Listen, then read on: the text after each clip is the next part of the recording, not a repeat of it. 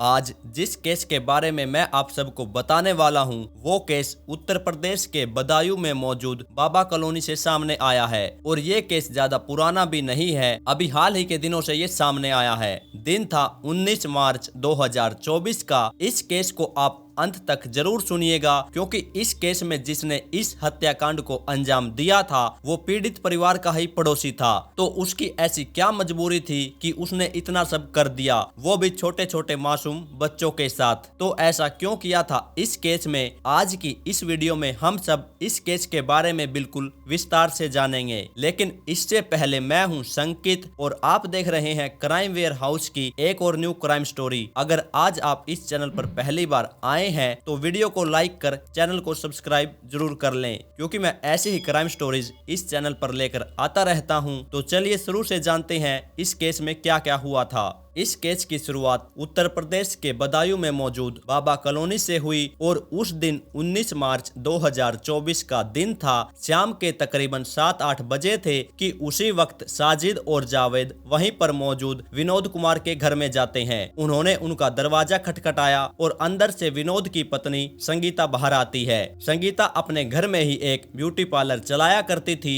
और वो इन दोनों साजिद और जावेद को काफी अच्छे से जानती थी, क्योंकि इनके घर के पास ही इन दोनों की बार्बर की शॉप थी और संगीता का पति विनोद एक ठेकेदार था और आमतौर पर वो ज्यादातर शहर से बाहर ही रहा करता था और आज के दिन भी वो अपने घर से बाहर गया हुआ था। और इस समय विनोद के घर पर विनोद की पत्नी संगीता और उसकी मां मुन्नी देवी और उसके 3 बच्चे, आयुष जिसकी उम्र तकरीबन 12-13 साल थी, पीयूष जिसकी उम्र तकरीबन 8-9 साल थी और तीसरे नंबर का आहान जिसकी उम्र अभी सिर्फ 3-4 साल ही थी। ये सभी अपने घर में मौजूद थे। फिर जैसे ही साजिद दरवाजा खटखटाता है तो अंदर से विनोद की पत्नी संगीता बाहर आती है। बाहर आकर वो देखती है कि उनका पड़ोसी साजिद उनके घर के बाहर खड़ा है। तो फिर संगीता साजिद से उसके आने का कारण पूछती है कि वो क्या काम से आया है। तो साजिद ने कहा कि उसकी पत्नी प्रेग्नेंट है और साजिद के पीछे ही उसका भाई जावेद भी बाइक लेकर खड़ा था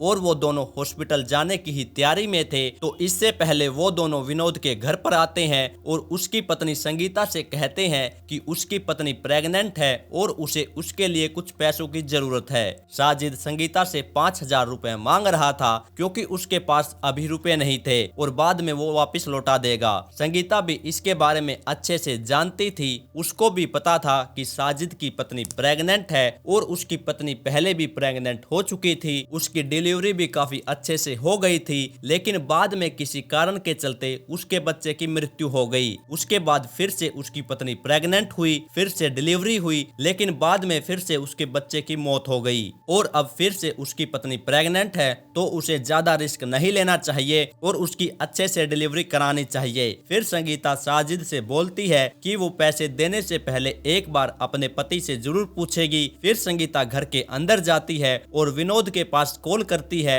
और विनोद से साजिद को रुपए देने के लिए पूछती है। फिर विनोद भी साजिद को रुपए देने के लिए संगीता को बोल देता है। फिर संगीता वापस घर के दरवाजे पर जाती है जहां पर साजिद खड़ा था और साजिद को घर के अंदर आने के लिए बोलती है। संगीता साजिद को कहती है कि आप अंदर बैठ जाइए, तब तक मैं आपके लिए रुपये लेकर आती हूँ। और साथ में संगीता साजिद के लिए चाय भी बनाने लगती है। तो साजिद भी चाय पीने के लिए मान गया और उसने संगीता से कहा कि मेरा भाई भी आया हुआ है और वो बाहर खड़ा है। तो संगीता ने कहा कि तुम उसे भी अंदर बुला लो। अब साजिद और जावेद दोनों घर के अंदर आ चुके थे और संगीता के तीनों ही बच्चे इनके आसपास ही खेल रहे थे कि तभी साजिद ने पीयूष से कहा कि वो गुटखा वगैरह खाना चाहता है। फिर वो पीयूष को पैसे देता है और कहता है कि पास के ही दुकान से तुम मुझे गुटखा लाकर दे दो। फिर पीयूष उस दुकान से गुटखा लेने चला जाता है और फिर साजिद आयुष से कहता है कि वो काफी ज्यादा परेशान है और वो खुली हवा में घूमना चाहता है। ये बात वो दोनों आपस में अभी कर ही रहे थे कि इतने में संगीता भी वहां पर आ गई और उसने कहा कि अगर आप खुली हवा में घूमना चाहते हैं तो आप छत पर चले जाइए, मैं आपकी चाय छत पर ही ले आऊंगी।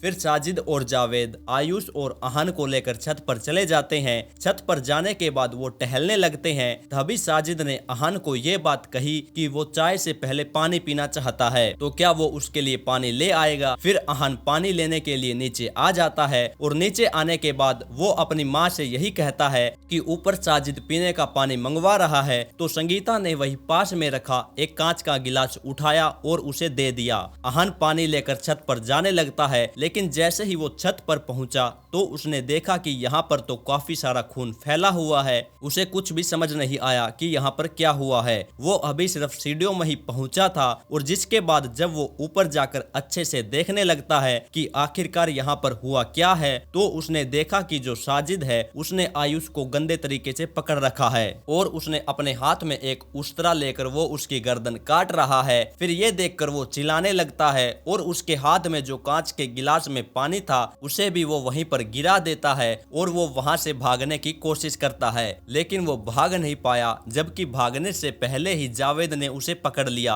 और उसे भी वो दोनों मारने लगते हैं। लेकिन तब तक पीयूष भी वहां पर आ चुका था। वो अभी घर के नीचे ही था। जो गुटखा वगैरह उन्होंने मंगवाया था उसे लेकर वो अभी घर आया ही था कि उसी टाइम उसे पता चलता है कि ऊपर उसके दोनों भाई चिल्ला रहे हैं। तो वो तुरंत ऊपर जाता है और वहां पर जाकर सबसे पहले उसे भी वही चीजें दिखाई देती हैं। फर्श पर खून ही खून फैला हुआ था। इसके अलावा वहां पर कोई भी नहीं था। लेकिन जैसे ही वो बिल्कुल टॉप फ्लोर पर पहुंचा तो वहां पर जाकर वो देखता है कि उसके दोनों ही भाइयों की साजिद और जावेद ने मिलकर गर्दन काट दी है। वो दोनों ही लहूलुहान नीचे पड़े हुए थे और इसके साथ ही साजिद के मुंह पर भी खून लगा हुआ था और साथ में कुछ मांस के टुकड़े भी उसके मुंह पर लगे हुए थे। फिर ये सारी चीजें देखकर पीयूष भी घबरा जाता है। तो ये सब देखकर तुरंत नीचे की तरफ भागने लगता है, लेकिन तभी जावेद उसको भी पकड़ने की कोशिश करता है। लेकिन जो अहान साजिद के लिए पानी का गिलास लेकर आया था वो कांच का था और वो नीचे गिरने के कारण टूट गया था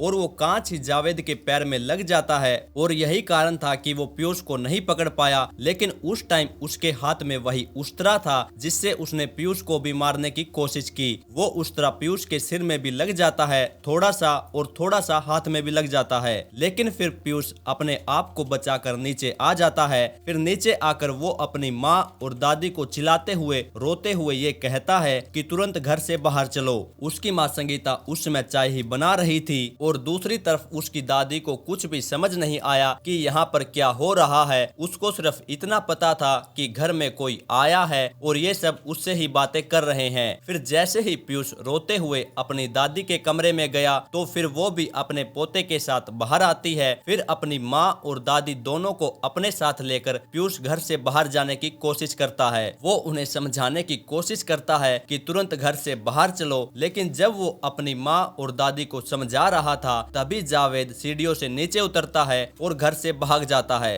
और तब तक पीयूष अपनी माँ और दादी को लेकर घर से बाहर आ चुका था और बाहर आने के बाद घर के दरवाजे उन्होंने बंद कर दिए। फिर जो ऊपर हादसा हुआ था उसके बारे में अपनी माँ और दादी को अच्छे से बताता है। फिर ये सारी बातें सुनकर उनकी हालत एकदम खराब हो गई। फिर उसकी माँ और दादी एकदम चिल्ला चिल्ला कर रोने लगती हैं और उन्हें रोता देखकर उनके पड़ोसी भी आ जाते हैं। फिर सारे पड़ोसी इकट्ठा हो गए। फिर उन सारों को हुई ये बात बताना शुरू की कि यहाँ पर एक ऐसा हत्याकांड हो गया है। फिर ये बात जानकर वे सभी लोग एकदम गुस्से से भर जाते हैं और उनमें से एक ने तुरंत पुलिस के पास फोन कर दिया। लेकिन जब तक पुलिस वहां पर पहुंचती तब तक उन लोगों का गुस्सा एकदम बढ़ चुका था और जो साजिद और जावेद की वहीं पास में ही दुकान थी वहां पर जाकर वे तोड़फोड़ करने लगते हैं। लेकिन अभी भी लोगों में काफी गुस्सा था। फिर पुलिस भी इतने में घटनास्थल पर पहुंच जाती है। पुलिस जब विनोद के घर का दरवाजा खोलती है तो सामने ही जावेद खड़ा हुआ था और उसके मुंह पर अभी भी खून लगा हुआ था, थोड़ा सा मांस के टुकड़े भी लगे हुए थे। फिर साजिद पुलिस को एक बात बोलता है कि वो जिस काम के लिए आया था उसने वो काम कर लिया। फिर उसके बाद पुलिस उसको गिरफ्तार कर लेती है। फिर पुलिस उसको ले जाने लगती है। लेकिन जब वो उसको पुलिस स्टेशन ले जा रहे थे तो बीच में ही एक सुनसान इलाका आता है और इस सुनसान इलाके में दूर दूर तक कोई भी नहीं था। फिर वहां पर पहुंचते ही साजिद पुलिस वालों की गन छीन लेता है। गन छीन कर वो वहां से भागने की कोशिश करने लगता है और पुलिस जब उसको पकड़ने की कोशिश करती है तो वो पुलिस पर ही उल्टा गोलियां चलाने लगता है। पुलिस वालों ने भी उस पर अपनी रक्षा में गोली चलानी पड़ी और पुलिस वाले भी काफी सारे थे और साजिद यहाँ पर अकेला था। तो यहाँ पर साजिद अपने आप को किस किस से बचाता, तो इस मुठभेड़ में पुलिस उसका एनकाउंटर कर देती है और दूसरी तरफ जावेद अभी भी भागा हुआ है। और पुलिस उसको अभी भी ढूंढ रही है। अब पूरी सच्चाई तो तभी पता चलेगी जब जावेद पकड़ा जाएगा कि उसने और उसके भाई ने ऐसा क्यों किया। लेकिन वहां पर मौजूद काफी सारे पड़ोसियों ने पुलिस को एक बात बताई कि जब पीयूष ऊपर से नीचे आया था तो साजिद के मुंह पर काफी सारा खून लगा हुआ था और साथ में मांस के टुकड़े भी लगे हुए थे। तो जरूर ये सारा का सारा मामला काले जादू का है, क्योंकि साजिद की पत्नी पहले भी काफी बार प्रेग्नेंट हो चुकी थी, उसे बच्चे भी हुए, लेकिन उसका कोई भी बच्चा बच नहीं पाया। तो माना जाता है कि किसी ने उसे ये राय दी होगी कि उसे अगर अपनी जिंदगी में बच्चे चाहिए हैं तो उसे बच्चों की ही बलि देनी होगी। जिसके बाद जो हुआ वो तो आप सबको पता ही है। पुलिस जो है अभी भी इस केस पर इन्वेस्टिगेशन कर रही है। अब आप मुझे बताइए कि और क्या कारण हो सकता है कि जिसकी वजह से ये हत्याकांड हुआ। आपकी जो भी राय हो आप कमेंट बॉक्स में जरूर बताइएगा। तो यही कहानी थी आज की। अगर आपको ऐसी ही क्राइम स्टोरी सुनना पसंद है तो आप इस चैनल को सब्सक्राइब जरूर कर लें, क्योंकि मैं ऐसी ही क्राइम स्टोरी इस चैनल पर लेकर आता रहता हूं। तो जल्द ही मिलेंगे एक और नई क्राइम स्टोरी के साथ।